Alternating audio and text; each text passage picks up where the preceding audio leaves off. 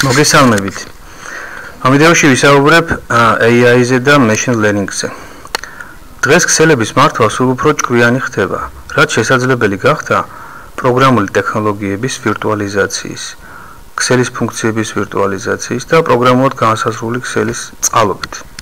ეს ნიშნავს იმას, რომ წარსულში ქსელების განვითარება ხდებოდა ახალი ძვირადღირებული აპარატურის დამატებით. ახლა კი საჭირო ცვლილებები შეიძლება მხოლოდ პროგრამული განახლებებით მოხდეს. რაც უფრო სწრაფ და მოქნილ ქსელებს გვაძლევს. ეს მნიშვნელოვანია იმის გამო, რომ თანამედროვე ქსელები უკვე აღარ ეყრდნობიან ძველ მოდელს, სადაც მომსახურების გაუმჯობესებისთვის ახალი ძვირადღირებული აპარატურის შეძენა იყო საჭირო. ახლა ქსელის განვითარება ხდება პროგრამული განახლებებით, რაც მას უფრო მოქნილს და ინტელექტუალურს ხდის. ხელოვნურ ინტელექტსა და მანქანური სწავლების წყალობით ქსელი ავტომატურად აანალიზებს მომხმარებლის საჭიროებებს და რეალურ დროში ეგუება ცვლილებებს. მაგალითად, თუ მომხმარებელმა რაოდენობა მოულოდნელად გაიზრდება, სისტემა წინასწარ გაანაწილებს რესურსებს, ისე რომ არავინ შეიმჩნიოს სიჩქარის ვარდნა.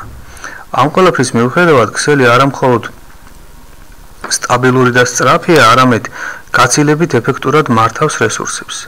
ეს ნიშნავს, რომ აღარ არის საჭირო ძვირადღირებული ტექნიკის შეძენა. ქსელის ოპტიმიზაცია ხდება პროგრამული უზრუნველყოფის საშუალებით, რაც ამცირებს ხარჯებს და ზრდის მომსახურების ხარისხს. მომხმარებლისთვის ეს ნიშნავს სწრაფ და უწყვეტ კავშირს, ხოლო პროვაიდერებისთვის კი უფრო მოქნილ და დაბალბიუჯეტიან ინფრასტრუქტურას. ეს არის მომავალი, სადაც ქსელი არა უბრალოდ ფუნქციონირებს, არამედ თავადაც სწავლობს და ვითარდება.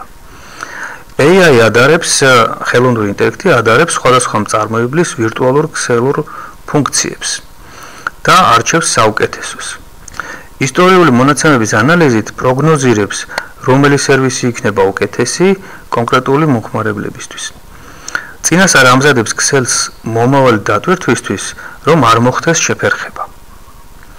შედეგად, მომხმარებლები უფრო სტაბილურ და სწრაფ ინტერნეტს იღებენ ყოველგვარი კავშირის გაწყვეტისა და შეფერხების გარეშე. მადლობა ყურადღებისთვის.